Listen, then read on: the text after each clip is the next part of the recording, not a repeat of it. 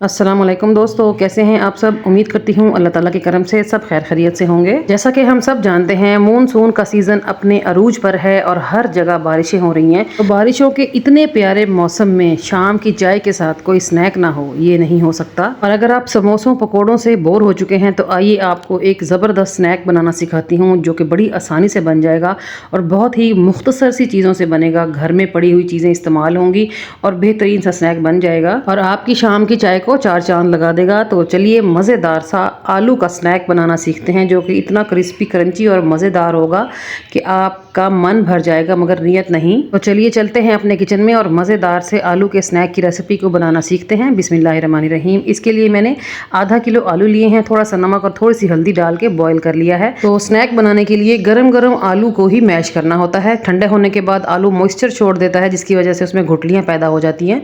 तो आप गरम आलू को ही मैश कर लेंगे, इसमें किसी किस्म की कोई गुठली नहीं बनेगी। ठीक है जी। तो यहाँ पर मैंने मैश कर लिया है। अब इसमें हम कुछ चीज़ें डालेंगे। एक छोटे साइज़ का प्याज बारीक चॉप करके डाल रही हूँ, थोड़ा सा हरा धनिया चॉप करके डाला है, 2 से 3 मैंने इसमें डाली हैं हरी मिर्चें।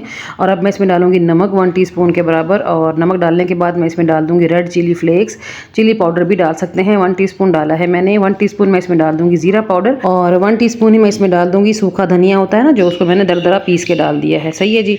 और 1 टीस्पून मैं इसमें डालूंगी सफ़ेद मिर्च का पाउडर, 1 टीस्पून मैं इसमें डाल रही हूँ काली मिर्च का पाउडर। गरम मसाला पाउडर भी इसमें जाएगा 1 टीस्पून के बराबर और 1 टेबल स्पून भर के मैं इसमें डाल दूंगी चिकन पाउडर। बड़ी ज़बरदस्त सी खुशबू और फ्लेवर आ जाता है। और खट्टा मीठा चटपटा फ्लेवर देने के लिए मैं इसमें डालूंगी चाट मसाला 1 टीस्पून के बराबर।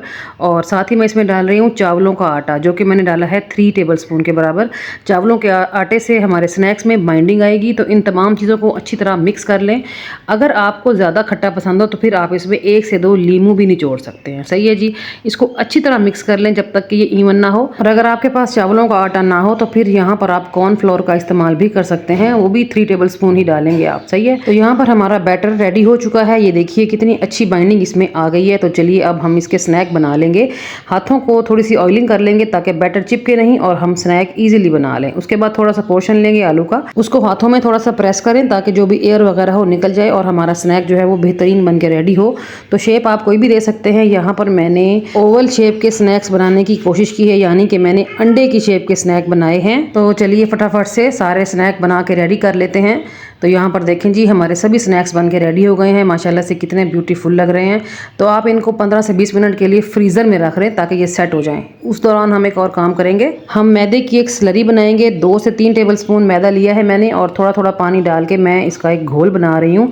हमें इसका घोल ना ही ज़्यादा गाढ़ा चाहिए और ना ही बहुत पतला चाहिए। ठीक है।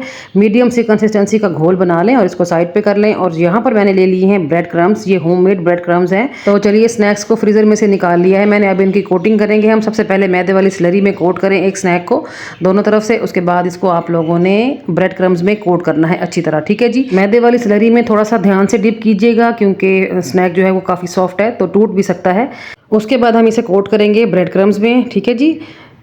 ये देखिए अच्छी तरह इसको कोट करने के बाद जो भी एक्स्ट्रा क्रम्स हों उनको आप अच्छी तरह झाड़ लें। ये देखें बेहतरीन सा हमारा स्नैक बन के रेडी हो गया है। तो इसी तरह ही मैंने सभी स्नैक्स की कोटिंग कर ली है। तो अब चलते हैं अपने मज़ेदार से स्नैक्स को फ्राई कर लेंगे। फ्राई करने के लिए मैंने 1 कप कुकिंग ऑयल अच्छी तरह गर्म कर लिया है। शैलो फ्राई करेंगे, डीप फ्राई नहीं करेंगे। डीप फ्राई करने से हमारे ये जो स्नैक्स है ये खुल सकते हैं। सही है जी। तो जब अच्छी तरह तेल गर्म हो जाए उसके बाद आप इसमें सारे स्नैक्स शामिल कर दें और चूल्हे की फ्लेम को हाई से मीडियम पे ले आएँ क्योंकि हमने इन स्नैक्स को थोड़ा सा पकाना भी है, क्रिस्प भी लाना है। लेकिन फ्लेम को जो है आपने लो की तरफ लेके नहीं जाना वरना जो ये ऑयल है ना सारा स्नैक्स के अंदर चला जाएगा। तो बस जी अब कुछ भी नहीं करना, 1 से 2 मिनट में ही एक साइड फर्म हो जाएगी। तो फिर आप साइड बदल बदल के पकाते रहें। टोटल टाइम एक बैच को फ्राई करने में सिर्फ 5 मिनट का है, यानी कि 5 मिनट में आपका एक बैच फ्राई होकर रेडी हो जाएगा। तो यहाँ पर आप देख सकते हैं साइडें बदल बदल के स्नैक्स को फ्राई कर लिया है। और जब दोनों तरफ से इतना प्यारा सुनहरा कलर आ जाए तो फिर आप समझ लें कि आपके जो स्नैक्स हैं वो रेडी हैं। तो चलिए इनको फ्राई पैन से निकाल लेंगे। ओवर कुक बिल्कुल भी नहीं करेंगे वरना एकदम से जल जाएंगे। ठीक है ना, समझ आ रही है ना। मैं जो भी टिप्स एंड ट्रिक्स देती हूँ वो बहुत यूजफुल होती हैं, उनको काइंडली नोट डाउन कर लिया करें। और यहाँ पर हमारे स्नैक्स रेडी हो गए हैं माशाल्लाह से। आप इसकी लुक देखें, इसका कलर देखें, जो क्रम्स की वजह से क्रिस्प की लेयर आई है ना वो तो अनबीटेबल है। बहुत ही मज़ेदार ये स्नैक्स बन के रेडी हुए थे। और इसी तरह ही हम बाकी सभी स्नैक्स को फ्राई कर लेंगे। और इस स्टेज पर आप लोग मुझे ये बताएं कि आलू के स्नैक बनाने की मेरी ये आसान तरीन रेसिपी आप लोगों को कैसी लगी है। अगर अच्छी लगी है तो लाइक करें और चैनल को सब्सक्राइब कर दें, बेल आइकन को ऑल पे सेट रखें ताकि मेरी हर नई आने वाली रेसिपी का नोटिफिकेशन सबसे पहले आपको मिले। आपकी इस सपोर्ट के लिए मैं आप सब लोगों के दिल से शुक्रगुजार रहूंगी। तो यहाँ पर मैं आपको दिखा रही हूँ कि हमारा स्नैक कितना परफेक्ट बना है। आप इसके ऊपर क्रिस्प की लेयर देखें, ये देखें कि इसके अंदर बिल्कुल भी ऑयल नहीं गया। बहुत ही हेल्दी और टेस्टफुल स्नैक्स बन के रेडी हुए हैं। साथ मैंने बनाई है मिंट की चटनी, आप चाहो तो केचप के साथ भी इंजॉय कर सकते हैं। अब आप जल्दी से 1 कप चाय का बना लें और साथ ही ये स्नैक बनाएं और इंजॉय करें और मुझे दुआ में याद रखें, क्योंकि हमेशा से मेरी यही कोशिश होती है कि मैं ऐसी रेसिपीज दूं जिस पे ज़्यादा खर्चा ना आए, लो बजट रेसिपी हो, खाने में भी हेल्दी और टेस्टफुल हो और तमाम लोग मेरी रेसिपीज़ को एंजॉय कर सकें। तो मेरी आज की रेसिपी कैसी लगी ज़रूर बताना है आपने। जब भी ट्राई करें तो मुझे कमेंट बॉक्स में ज़रूर बताइएगा। तो चलती हूँ, आज के लिए इतना ही। कल फिर मुलाकात होगी किसी और अमेजिंग और मज़ेदार सी रेसिपी के साथ। तब तक अपना और अपने प्यारों का रखें ढेर सारा ख्याल, मुझे रखें दुआओं में याद। ओके जी, अल्लाह हाफिज़, थैंक्स फॉर वॉचिंग।